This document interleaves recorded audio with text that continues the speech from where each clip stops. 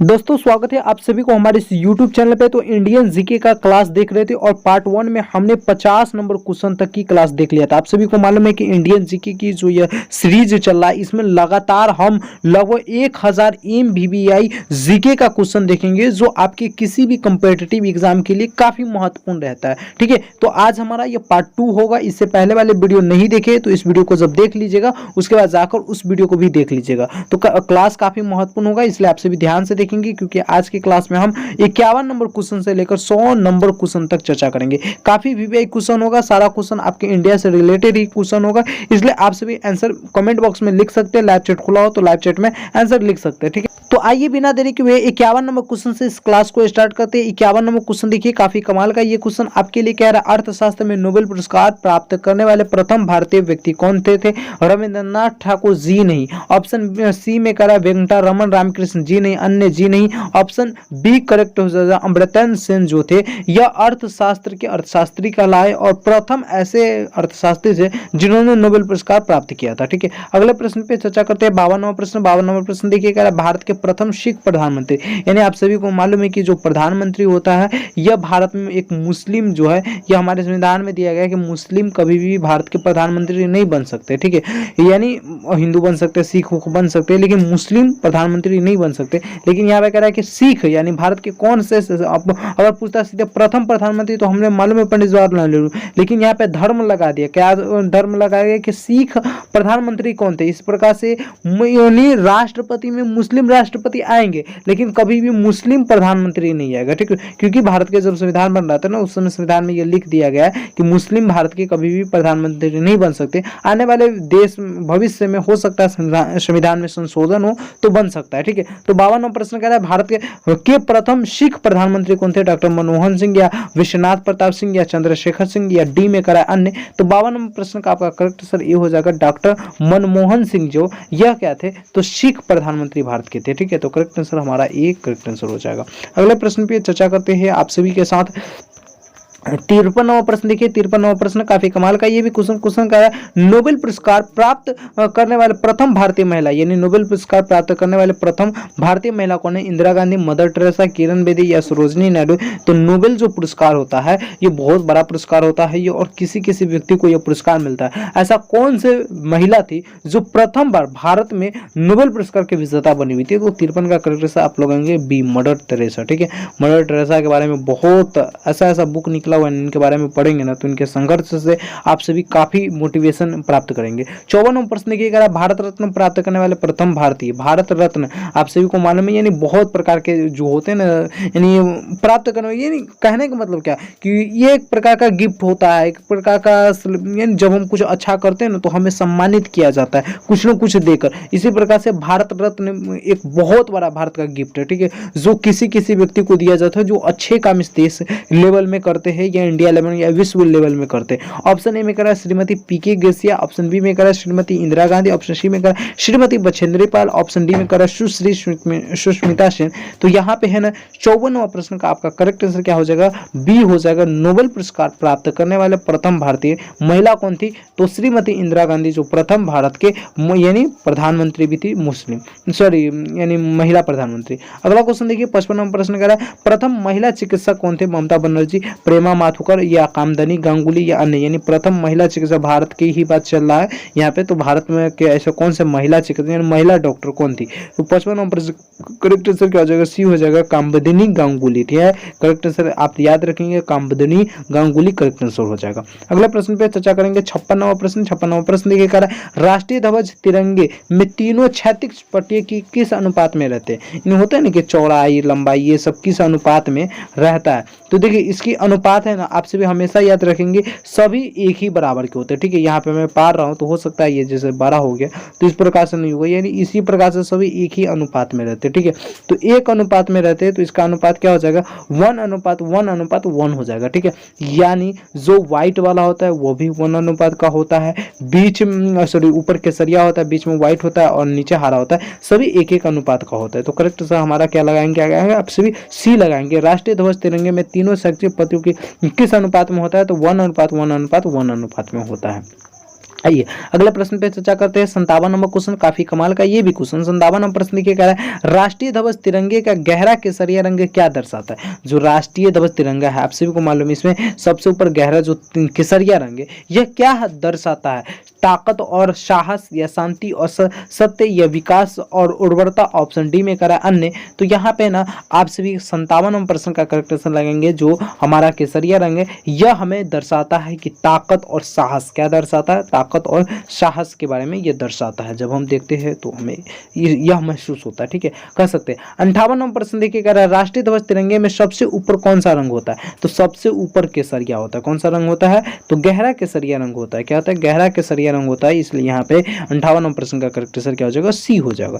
अगले प्रश्न पे चर्चा करते हैं। यहाँ पे देखिए 59 नंबर प्रश्न भी तिरंगा से ही रिलेटेड कर राष्ट्रीय ध्वज तिरंगे में बीच में कौन सा रंग होता है। तो बीच में कौन सा रंग होता है आप सभी को मालूम है सफेद रंग होता है। कौन सा रंग होता है। तो सफेद रंग होता है। तो करेक्ट आंसर हो जाएगा हमारा सफेद। ठीक है और जो चक्र बना रहता है यह शायद इसी कलर का बना रहता है ब्लू कलर का ही शायद नहीं ब्लू कलर का ही रहता है दंड दिया हुआ। चलिए अगले प्रश्न पे चर्चा करिए। 60 नंबर प्रश्न कर रहा है राष्ट्रीय ध्वज तिरंगे में सबसे नीचे कौन सा रंग रहता है। तो सबसे नीचे कौन सा रंग रहता है। तो हरा रंग रहता है। कौन सा रंग रहता है हरा रंग रहता है। करेक्ट आंसर हमारा क्या हो जाएगा बी हो जाएगा। ठीक है यहाँ पे हम सी लिख रहे थे लेकिन बी करेक्ट आंसर हो जाएगा याद रखेंगे। चलिए 61 नंबर प्रश्न देखिए ये भी हमारे तिरंगा से ही यानी एक भी प्रश्न आपके एग्जाम में अगर इस सारे क्वेश्चन से आएंगे तो छूटेगा नहीं क्योंकि इंडिया के टॉप हम 1000 से अधिक पूरा का पूरा जीके करा दूंगा। इससे बाहर आपके एग्जाम में अगर इंडिया से रिलेटेड क्वेश्चन आता है तो नहीं रहेगा। ठीक है इसलिए आप सभी को हमारे हर एक पार्ट को वीडियो को देखना है और अपनी तैयारी को बेहतर करना है। नए बच्चे तो चैनल को सब्सक्राइब करके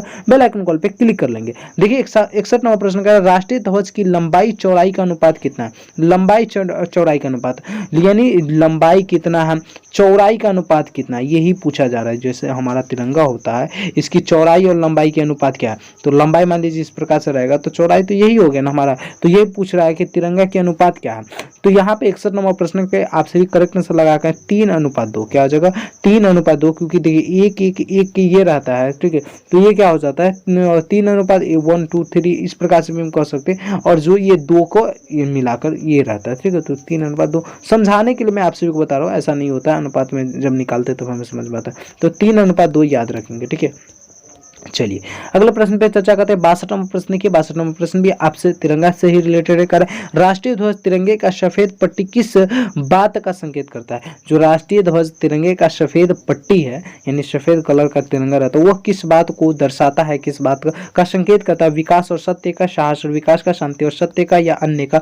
तो यहाँ पे 62 नंबर प्रश्न का आपका करेक्ट आंसर क्या हो जाएगा शांति और सत्य को दर्शाता है। करेक्ट आंसर हमारा क्या हो जाएगा सी हो जाएगा। संकेत देता है दर्शाता है कह सकते हो। 63 नंबर प्रश्न देखिए कह रहा है राष्ट्रीय ध्वज तिरंगे का रंग हरा क्या दर्शाता है। जो राष्ट्रीय ध्वज तिरंगा में हरा रंग है यह क्या दर्शाता है। एक भी क्वेश्चन आपके एग्जाम में नहीं छूटेगा इसलिए अभी हम 1000 का क्लास लूंगा। सारे वीडियो को देख लेना आप सभी को एकदम अच्छा तैयारी हो जाएगा। ठीक है विकास और सत्य का सत्य और उर्वरता का शांति और सत्य का या अन्य का। तो यहाँ पे कह रहा है राष्ट्रीय ध्वज तिरंगे हरे रंग क्या दर्शाता है। तो 63 का करेक्ट आंसर क्या हो जाएगा विकास और उर्वरता को दर्शाता है। करेक्ट आंसर हमारा क्या हो जाएगा बी करेक्ट आंसर हो जाएगा। चलिए अगले प्रश्न पे चर्चा करते हैं। 64 नंबर प्रश्न के कह रहा है राष्ट्रीय ध्वज तिरंगे में चक्र में कितनी तिलियां होती है। चक्र की बात कर रहे थे ये वाले जो चक्र होता है चक्र इस प्रकार से रहता है। ठीक है ये तिलिया बनाया जाता है। ठीक है ये इसी को तिलिया कहते हैं। ठीक है यानी कै गो तिली पड़ा रहता है इस चक्र में।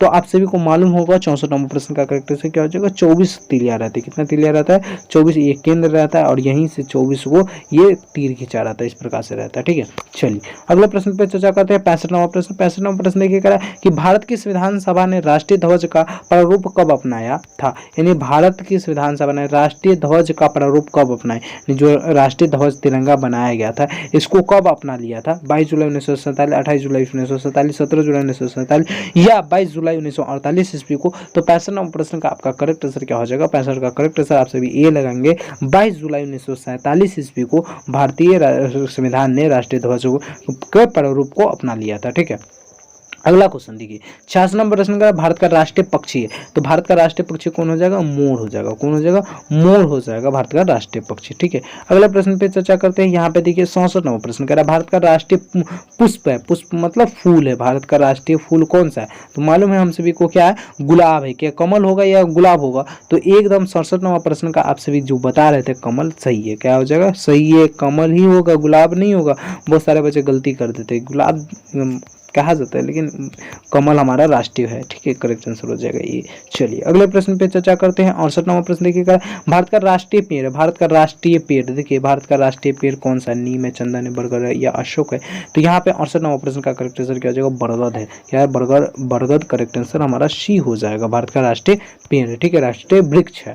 यहाँ पे 69 नंबर प्रश्न देखिएगा, भारत का राष्ट्रीय गान है, वंदे मातरम, जनगण मन, सारे जहां से अच्छा, ए और बी दोनों, तो यहाँ पे 69 नंबर प्रश्न है ना का करेक्ट आंसर आप सभी करेक्ट आंसर क्या लगाएंगे, जनगण मन। ये ज्ञान है, क्या है, जनगण मन। जनगण मन कितने सेकंडों में गाया जाता है, तो 52 सेकंड में गाया जाता है। कितने सेकंड में, 52 सेकंड में यह गाया जाता है। ठीक है, याद रखेंगे। किसके द्वारा लिखा गया है, तो रविंद्रनाथ टैगोर। 17 नंबर प्रश्न देखिएगा, भारत का राष्ट्रीय नदी कौन है, कोसी, यमुना, ब्रह्मपुत्र, गंगा, तो राष्ट्रीय नदी कौन है, तो यहाँ पे 17 नंबर प्रश्न का करेक्ट आंसर क्या हो जाएगा, डी हो जाएगा, गंगा नदी। गंगा नदी कहाँ है, कल भी चर्चा किए थे, पटना में।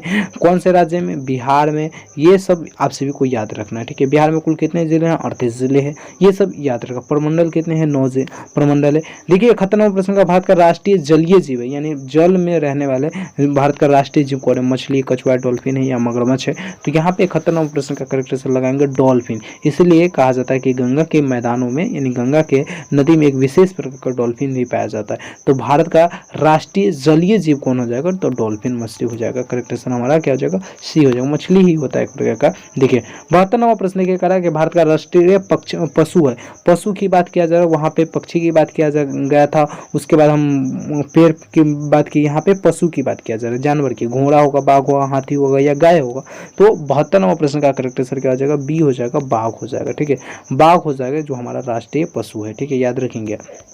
चलिए 73 नंबर प्रश्न देखिए, कह रहा है कि भारत का राष्ट्रीय गीत है, गीत, वहां पे गान पूछा था तो जनगण मन, और यहाँ पे गीत पूछ रहा है तो करेक्ट आंसर क्या लगेगा, वंदे मातरम। क्या है, वंदे मातरम है, यह भारत का राष्ट्रीय गीत है, याद रखेंगे। ठीक है, चलिए अगला प्रश्न देखिए, यहाँ पे 74 नंबर प्रश्न। 74 नंबर प्रश्न क्या कह रहा है, भारत का राष्ट्रीय फल है, राष्ट्रीय फल सेब होगा, आम होगा, अनानास होगा या नारियल होगा, तो राष्ट्रीय फल हम सभी को मालूम है आम है। क्या है, आम है। क्या है, कौन सा है, तो आम है। ठीक है, याद रखेंगे। चलिए अगला प्रश्न पे चर्चा करते हैं। 75 नंबर क्वेश्चन। 75 नंबर क्वेश्चन देखिएगा, भारत का राष्ट्रीय खेल है शतरंज, कबड्डी, फुटबॉल, हॉकी। देखिए भारत का जो राष्ट्रीय खेल है क्रिकेट तो कभी भी नहीं है। ठीक है, क्रिकेट नहीं, क्रिकेट इंग्लैंड का राष्ट्रीय खेल है। ठीक है, शतरंज भी नहीं, कबड्डी भी नहीं, फुटबॉल भी नहीं, हॉकी है। कौन सा है, हॉकी खेल है जो राष्ट्रीय खेल है। कौन कौन से बच्चे हॉकी खेल खेलते हैं आप सभी कमेंट बॉक्स में बताएंगे। ठीक है, चलिए अगला प्रश्न पे चर्चा करते हैं आप सभी के साथ। 76 नंबर क्वेश्चन देखिए, 76 नंबर क्वेश्चन करा है, भारत में सबसे अधिक कहाँ और सौर ऊर्जा उत्पादन होता है। सौर ऊर्जा मतलब समझ रहे हैं ना, कि सूर्य से ऊर्जा प्राप्त किया जाता है। कहाँ पे सबसे ज़्यादा, राजस्थान में, गुजरात में, केरल में, तमिलनाडु में, तो कहाँ पे सबसे ज़्यादा सौर ऊर्जा प्राप्त किया जाता है, तो क्षेत्र का करेक्ट आंसर लगाएंगे राजस्थान में। कहाँ हो जाएगा, राजस्थान में हो जाएगा। ठीक है, अगला क्वेश्चन देखिए 77 नंबर प्रश्न। 77 नंबर प्रश्न कह रहा है, भारत में पवन ऊर्जा का सबसे उत्पादक राज्य, यानी पवन ऊर्जा सबसे ज़्यादा कौन ऐसा राज्य है जो उत्पादन करता है, पंजाब, तमिलनाडु, मध्य प्रदेश या झारखंड, तो यहाँ पे 77 का करेक्ट आंसर आप सभी लगाएंगे बी। क्या हो जाएगा, 77 का बी, तमिलनाडु। पवन ऊर्जा हाँ, तमिलनाडु करेक्ट आंसर हो जाएगा। चलिए अगले प्रश्न पे चर्चा करते हैं आप सभी के लिए। 78 नंबर क्वेश्चन देखिए, काफी कमाल का ये भी क्वेश्चन कह रहा है कि भारत में स्थापित कुल ऊर्जा क्षमता का कितना प्रतिशत पवन ऊर्जा से प्राप्त होता है, यानी भारत में स्थापित कुल ऊर्जा क्षमता का कितना प्रतिशत है जो केवल पवन ऊर्जा प्राप्त करता है, 10, 4.5% या 6% या 6.9%, तो यहाँ पे 78 नंबर क्वेश्चन का करेक्ट आंसर आपसे लगाएंगे 6%। क्या होगा, 6%, करेक्ट आंसर सी हो जाएगा। चलिए 79 नंबर प्रश्न देखिए, काफी कमाल का ये भी क्वेश्चन कह रहा है कि भारत में पवन ऊर्जा का विकास कब से प्रारंभ हुआ था। पवन ऊर्जा का विकास, पवन से ऊर्जा प्राप्त करना, यानी देखिएगा आप सभी है ना, देखिए वो बड़ा बड़ा पंखा उंखा लगा रहता है, उससे पवन ऊर्जा से प्राप्त किया जाता है, ऊर्जा प्राप्त किया जाता है, जैसे बिजली उजली में हर एक चीज़ में हम प्रयोग करते हैं। 1998 में, 1990, 2000 ईस्वी में या 1995 ईस्वी में, तो भारत में पवन ऊर्जा का विकास कब का प्रारंभ कब से हुआ था, तो 79 नंबर प्रश्न का करेक्ट आंसर आपका क्या हो जाएगा, जाएगा, बी हो जाएगा 1990 ईस्वी में। कब हुआ? 1990 ईस्वी में। यहाँ पर 80 नंबर क्वेश्चन देखिए, 80 नंबर क्वेश्चन कह रहा है भारत में परमाणु ऊर्जा विनियामक बोर्ड कब स्थापित हुआ था? 15 नवंबर 1983 ईस्वी को, 18 नवंबर 1950 ईस्वी को, 25 नवंबर 1988 ईस्वी को, या डी अन्य। तो यहाँ पे 80 नंबर प्रश्न का करेक्ट आंसर क्या हो जाएगा? आपका करेक्ट आंसर ए हो जाएगा। क्या हो जाएगा? ए हो जाएगा 1883 ईस्वी को। अगले प्रश्न पे चर्चा करते हैं। 81 नंबर क्वेश्चन, 81 नंबर क्वेश्चन देखिए कह रहा है परमाणु ऊर्जा नियामक बोर्ड का मुख्यालय कहाँ है? बेंगलुरु, भुवनेश्वर, मुंबई या भोपाल? परमाणु ऊर्जा नियामक बोर्ड का मुख्यालय कहाँ है? तो 81 का करेक्ट आंसर क्या हो जाएगा? सी हो जाएगा, मुंबई में। कहाँ है? तो मुंबई में करेक्ट आंसर लगा कर आएंगे आप सभी। ठीक है, चलिए 82 नंबर क्वेश्चन देखिए कह रहा है भारतीय सिनेमा के जनक कौन थे? देविका रानी, दादा साहब फाल्के, लुमिनारी ब्रदर्स या अन्य? तो देखिए यहाँ पे भारतीय सिनेमा के जनक को कौन थे? तो भारतीय सिनेमा का जनक कौन थे? दादा साहब फाल्के थे। कौन से? दादा साहब फाल्के थे। याद रखेंगे, काफी विवेक क्वेश्चन है। ठीक है, अभी तक जितने भी साथी अगर हमारे चैनल को सब्सक्राइब नहीं किए तो चैनल को सब्सक्राइब कर बेल आइकन कॉल पे क्लिक कर लीजिए, ताकि आने वाले हर एक वीडियो का नोटिफिकेशन आप तक सबसे पहले पहुंचे। 83 नंबर प्रश्न देखिए कह रहा है कि भारत में डाक व्यवस्था शुरू करने वाला ब्रिटिश गवर्नर जनरल कौन था? Lord Dalhousie, lord Cripps, lord Curzon या लॉर्ड माउंटबेटन? तो यहाँ पे 83 नंबर क्वेश्चन का करेक्ट आंसर क्या हो जाएगा? ए हो जाएगा, लॉर्ड डलहौजी। क्या हो जाएगा? लॉर्ड डलहौजी करेक्ट आंसर हो जाएगा। 84 नंबर क्वेश्चन देखिए, 84 नंबर क्वेश्चन कर रहा है भारत में शिक्षा है एक नागरिक अधिकार, राज्य दायित्व, राजनीतिक अधिकार या मूलभूत अधिकार? तो यहाँ पे 84 नंबर प्रश्न का करेक्ट आंसर क्या हो जाएगा? डी हो जाएगा, मूलभूत अधिकार। क्या हो जाएगा?